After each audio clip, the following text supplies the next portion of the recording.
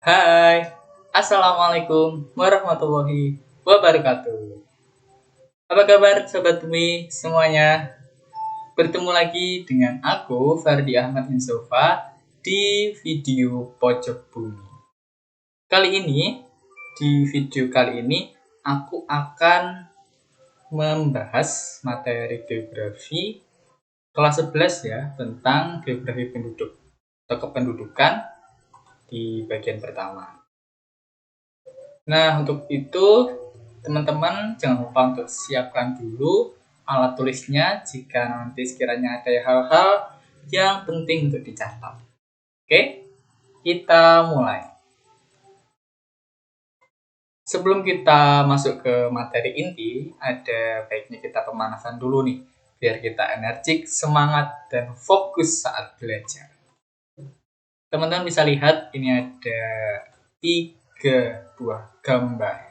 Wah, gambar pertama ada tentang peta kepadatan penduduk. Terus ada juga gambar metropolitan dan gambar migrasi. Biasanya ini mudik ya, acara-acara lebaran atau libur akhir tahun, biasanya banyak sekali migrasi penduduk. Gambar apa sih yang teman-teman lihat dari 3 gambar yang aku tunjukin tadi? Ya, jadi teman-teman, dari ketiga gambar tadi, gambar-gambar tersebut merupakan fenomena-fenomena terkait dengan permasalahan penduduk yang terjadi di dunia. Tidak hanya di Indonesia, tapi di seluruh dunia. Hingga saat ini kita tahu jumlah populasi penduduk kian meningkat dari waktu ke waktu. Bayangkan saja teman-teman jika bumi telah kehilangan kapasitas ekologinya. Pasti akan memberi dampak yang besar bagi sektor lain, baik dampak positif ataupun dampak negatifnya kan? Lantas, penduduk itu apa sih? Kenapa kok kita harus mempelajari kependudukan dan geografi penduduk? Kita kasih pengantar dulu deh, biar teman-teman lebih paham apa itu penduduk. Dulu teman-teman, seorang ahli kependudukan yang bernama Thomas Robert Malthus tahun 1798 telah mengejutkan dunia melalui karyanya yang berjudul Essay Principle of Population as it Affects the Future Improvement of Society with Remarks on the Speculation of Mr. Godwin, di mana inti dari esai tersebut, beliau Malthus mengatakan bahwa penduduk seperti juga hewan dan tumbuhan apabila tidak ada pembatasan akan berkembang biak dengan cepat memenuhi bagian bumi. Wow, berarti kita bisa bayangkan jika tidak ada pembatasan penduduk, hewan, tumbuhan, dan manusia akan memenuhi belahan bumi dan sangat padat, sehingga dimungkinkan kapasitasnya akan menurun. Selain itu, Malthus juga mengasumsikan bahwa pertumbuhan penduduk itu berlangsung seperti deret ukur, yaitu 1, 2, 4, 6, 8, dan seterusnya. Jadi berjalan 2 kali lipat dari sebelumnya. Sedangkan pertumbuhan produksi pangannya hanya seperti deret hitung, yaitu 1, 2, 3, 4, dan 5. Nah, jelas kan ya, tidak imbang antara deret ukur dan deret hitung, antara pertumbuhan penduduk dan pertumbuhan produksinya. Hal inilah yang menggambarkan bahwa pertumbuhan penduduk berlangsung lebih cepat daripada kemampuan atau kapasitas alam dalam menyediakan kebutuhan pangan. Oleh karena itu, untuk mengatasi permasalahan-permasalahan tentang kependudukan, kita perlu belajar tentang ilmu yang mempelajari tentang kependudukan, yaitu ilmu demografi. Nah, itu pengantar. Jadi, pendudukan itu dipelajari sendiri dalam geografi yang disebut sebagai ilmu demografi. Lantas, fungsi kita mempelajari demografi apa saja? Yang pertama, dengan mempelajari demografi, kita akan mempelajari dan mengetahui kuantitas dan distribusi penduduk dalam suatu daerah tertentu. Kemudian kita juga akan menjelaskan pertumbuhan di masa lampau, penurunannya, dan persebarannya dengan sebaik-baiknya dan dengan data yang valid, sehingga kedepannya kita bisa melakukan evaluasi-evaluasi untuk memperbaiki permasalahan-permasalahan yang sudah ada sebelumnya. Dan yang ketiga, kita diharapkan mampu mengembangkan hubungan sebab akibat antara perkembangan penduduk dengan beragam aspek organisasi lainnya.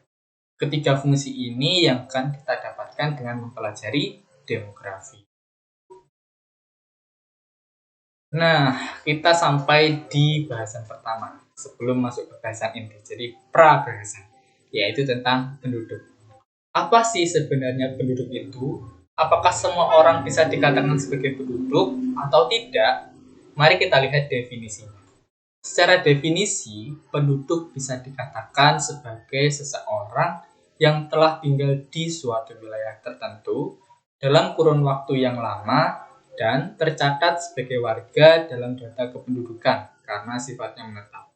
Jadi, menurut definisinya, bisa dikatakan penduduk jika seseorang itu tinggal di suatu wilayah dalam kurun waktu yang lama dan tercatat sebagai warga dalam data kependudukan karena sifatnya menetap.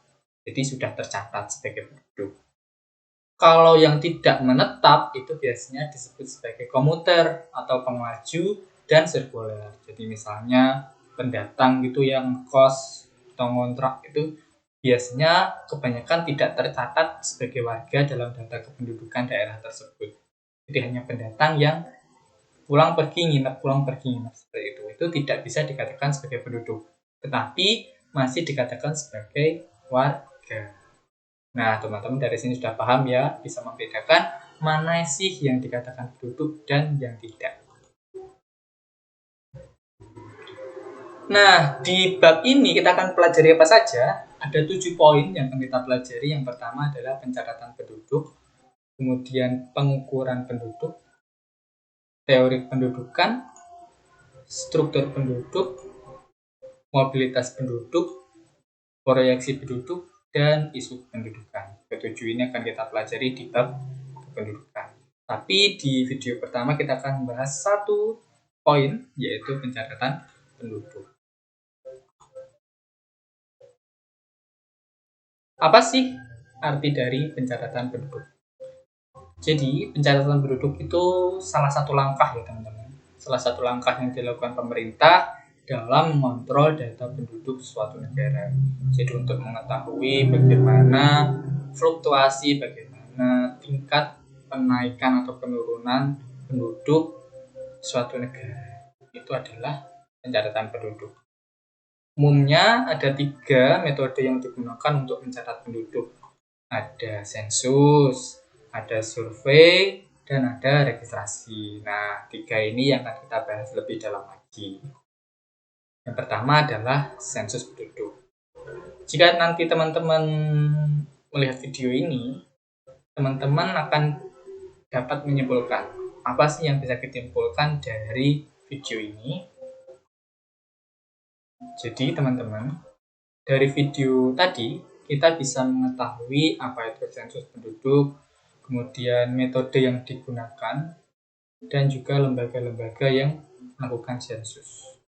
Dari definisinya dulu, apa sih sensus? Sensus penduduk adalah penghitungan jumlah penduduk yang dilakukan oleh pemerintah dalam jangka waktu tertentu, yang mana Indonesia menerapkannya 10 tahun sekali, yang dilakukan secara serentak dan bersifat menyeluruh dalam batas suatu negara. Jadi sebuah penghitungan jumlah penduduk yang dilakukan dalam jangka tertentu, yaitu 10 tahun sekali di Indonesia, yang dilakukan secara serentak dan sifatnya menyeluruh, itu disebut sebagai sensus penduduk. Di antara 2 sensus, biasanya dilakukan survei penduduk antar sensus atau SUPAS. Tapi sifat dari SUPAS ini tidak menyeluruh. Ya. Jadi di antara 2 sensus biasanya dilakukan survei penduduk antar sensus. Terus bisa kita simpulkan dari definisi tadi bahwa sensus ialah semua orang Artinya apa, Kak? Artinya semua orang atau penduduk yang hidup dalam suatu negara harus dilakukan sensus. Jadi tidak memandang apakah dia penduduk atau bukan, semua orang yang ada di negara tersebut harus dilakukan sensus. Terus yang kedua ada waktu tertentu, yang artinya sensus haruslah dilakukan pada saat tertentu dan serentak. Harus serentak. Saat tertentunya 10 tahun sekali. Dan yang ketiga, suatu wilayah. Artinya ruang lingkup sensus penduduk harus meliputi batas tertentu. Jadi ada batasnya. Kalau Indonesia ya Indonesia saja, tidak ke Malaysia, tidak ke Singapura. Itu simpulan dari definisi sensus. Semua orang, waktu tertentu, dan suatu wilayah. Berikutnya yang akan kita pelajari adalah manfaatnya. Pasti semua hal itu ada manfaatnya, termasuk sensus juga ada manfaatnya. Manfaatnya apa?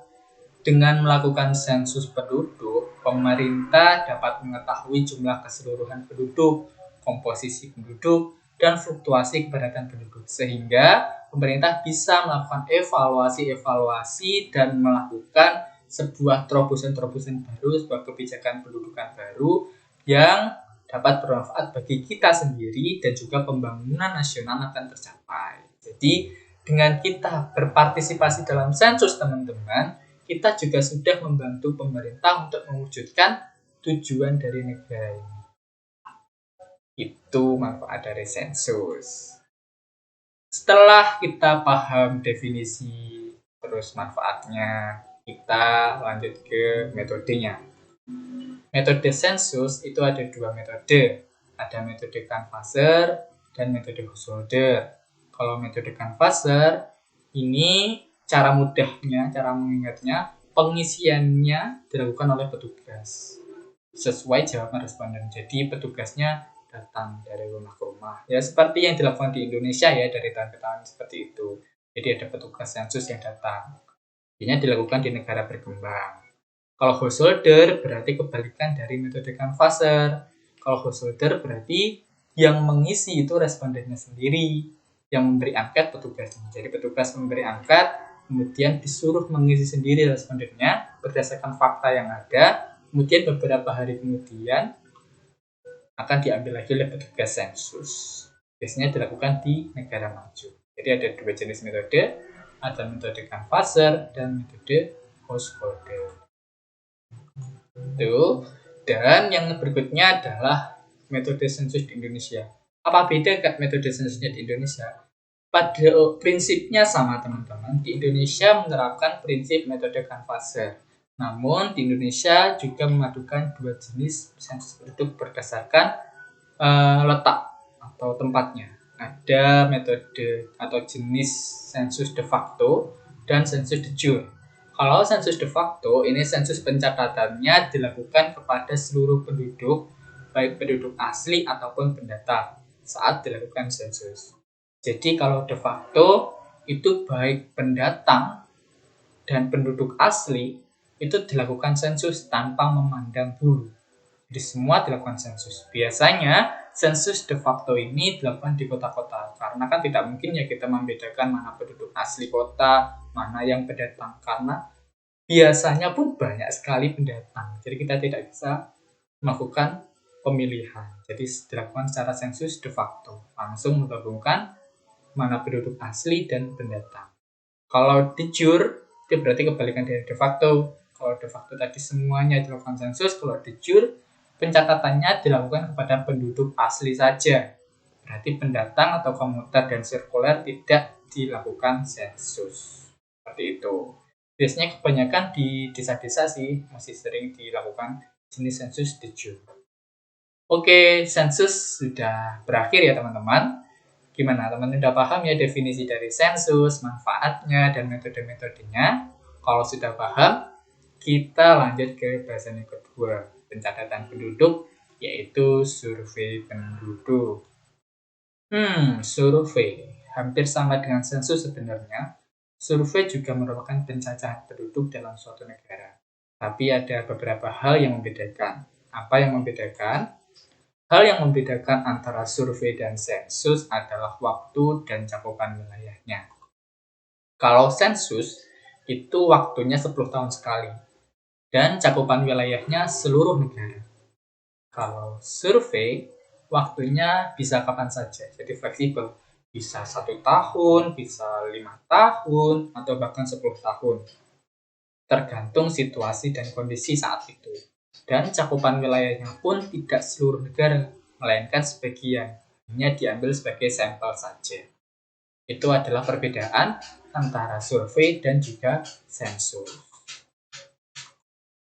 Yang ketiga, pencacahan atau metode jenis pencacahan penduduk adalah registrasi penduduk. Selain sensus dan survei tadi, terdapat metode pencacahan penduduk yaitu registrasi penduduk. Apa sih registrasi penduduk itu? Jadi, registrasi penduduk itu adalah sekumpulan keterangan mengenai terjadinya peristiwa kelahiran dan kematian serta segala kejadian demografi yang bersifat harian. Jadi, kalau registrasi itu sifatnya harian, tidak ada waktu tertentu. Jadi, setiap hari pun bisa. Seperti kelahiran misalnya, anak baru lahir itu kan biasanya dibuatkan akte kelahiran. Nah, berarti kan sudah meregistrasikan anak tersebut di data kependudukan. Atau kematian juga ada, terus nikah biasanya juga terdapat registrasinya. Itu salah satu contoh dari registrasi penduduk. Dan biasanya kalau registrasi penduduk itu tidak di BPS saja. Jadi kan kalau tadi sensus kan dilakukannya oleh lembaga BPS, kalau registrasi ini bisa di Dukcapil dan lain-lain, tergantung konteks dari demografi tersebut. Oke, teman-teman sudah paham ya apa itu pencatatan penduduk? Ada 3 tadi, ada sensus, survei, dan registrasi. Dan kita post test yuk, biar kita masih semangat lagi. Kita post test sedikit. Nomor 1, di bawah ini merupakan faktor yang memengaruhi adanya pertumbuhan penduduk, kecuali fertilitas, mortalitas, kredibilitas, dan migrasi. Jawabannya apa? Iya, benar sekali. Jawabannya C. Karena faktor yang mempengaruhi pertumbuhan penduduk hanya ada 3, teman-teman. Ada fertilitas, mortalitas, dan migrasi. Jadi ada kelahiran, kematian, dan perpindahan. Kredibilitas itu tidak ada. Jadi ngaco ini ya. Jadi yang kecuali adalah yang C. Yang nomor 2. Setiap berapa tahun SUPAS dilakukan?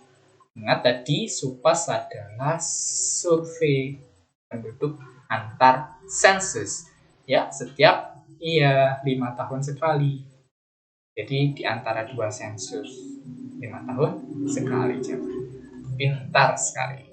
Oke teman-teman, akhirnya kita berada di penghujung dari video ini. Semoga videonya bermanfaat. Teman-teman bisa mendapatkan ilmu tambahan. Terima kasih teman-teman sudah menyaksikan video ini dengan semangat. Jangan lupa untuk like, follow, comment, share, subscribe juga semuanya terkait dengan pojok bumi agar akun ini bisa lebih berkembang dan bermanfaat untuk kita semuanya. Saya akhiri, terima kasih jika ada kesalahan kata. Wassalamualaikum warahmatullahi wabarakatuh. Sampai jumpa.